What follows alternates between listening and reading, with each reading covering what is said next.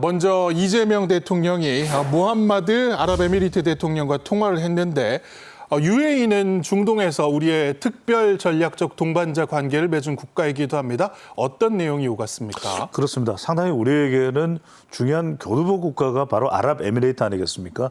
중동하면 우리와 경제적 밀접한 관계를 맺고 앞으로 맺어가야 되는 나라가 바로 아랍에미레이트, UAE, 사우디아라비아, 바로 카타르인데요. 1일 한국 이재명 대통령과 이 아랍에미레이트 모함메드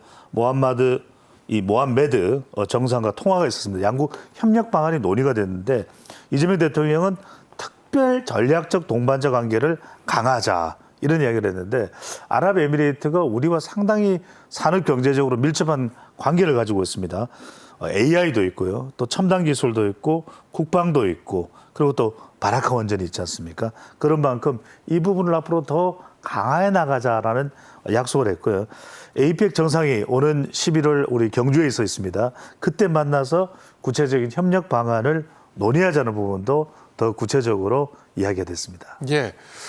앞서도 잠깐 언급이 됐는데 아랍에미리트가 우리와 협력하고 있는 분야 대표적으로 이제 바라카 원전으로 상징되는 원전이 있고요. 그리고 네네. 천궁을 지금 우리로부터 수입을 하고 있습니다. 방산 협력도 기대가 되는데 네네. 이 외에도 어떤 분야들이 좀 논의가 됐을까요? 이게 UAE는 중동 지역에서 우리나라의 교육 규모가 사우디아라비아 다음으로 2위인 국가입니다.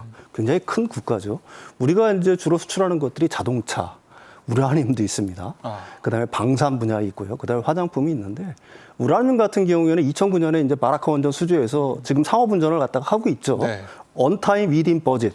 그러니까 정해진 예산 내에 아주 적게 공급을 해서 뭐 세계적으로 호평을 받고 있는 건데 이쪽에 이제 우라늄이 공급이 돼야 될 거 아니겠습니까? 그래서 이제 우라늄 수출이 많은 거고요.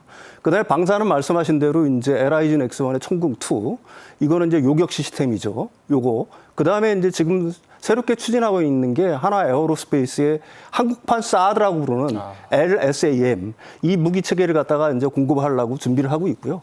사실 또 KF-21에 대한 협력 방안도 지금 논의가 되고 있는 겁니다. 예. 만약에 이런 게 완전히 논의가 돼가지고 우리가 수출을 한다고 하게 되면 방산 분야에서는 뭐 엄청난 어떤 효과를 갖다가 거둘 수가 있을 거고요. 한 가지 눈에 띄는 점은 화장품이에요. 이게 1월에서 5월 달까지 적은 수치가 아닙니다.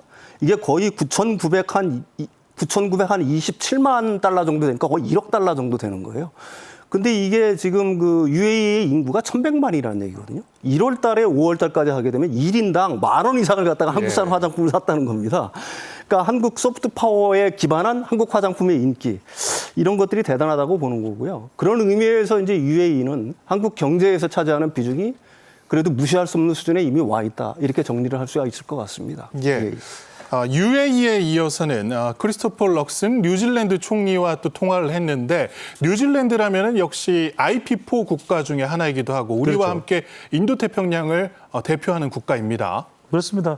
방님께서 말씀하셨던 대로 G7A에 또 항상 초청을 받는 국가 중에 또 하나가 이제 한국, 일본, 호주, 또 뉴질랜드라고 볼 수 있는 것이고 그만큼 우리하고도 상당히 중요한 관계입니다. 호주와 함께요. 뉴질랜드 총리와 이재명 대통령 또 통화를 했습니다. 양국 관계 또 발전 방안에 대해서 논의가 되는데 이재명 대통령은 수교하기도 전에 한국 전쟁에 참전한 우방국이다. 그러니까 정말 끈끈한 이 두 나라의 관계 그슬로 올라가면 바로 6.25 전쟁입니다. 수교도 전에 한국의 군대를 파견했던 바로 그 우방국인 거죠. 그래서 뉴질랜드 총리는 한국 문화에 대한 인기를 또 언급했습니다. 우리가 알다시피 바로 이 로제 아파트의 로제가 또 블랙핑크의 이 뉴질랜드 출신입니다. 우리 국적도 가지고 있죠. 인적 교류에 상당히 관심을 가지고 있다 이렇게 이야기를 하고 있는 것이고 10월 달에 마찬가지로 이제 10월, 11월에 걸쳐서 열리게 되는 APEC의 또 태평양 국가로서 뉴질랜드가 참석을 하게 되는데 이때 많은 또 협력을 하죠. 근데 이게 중요한 게 이재명 대통령이 계속 정상 통화를 하면서 11월에 있을 APEC의 흥행도 상당히 지금 부응을 하고 있는 겁니다. 그런 점에서 뉴질랜드 총리와의 통화가 상당히 좀 의미가 있었다라고 분석할 수 있겠습니다.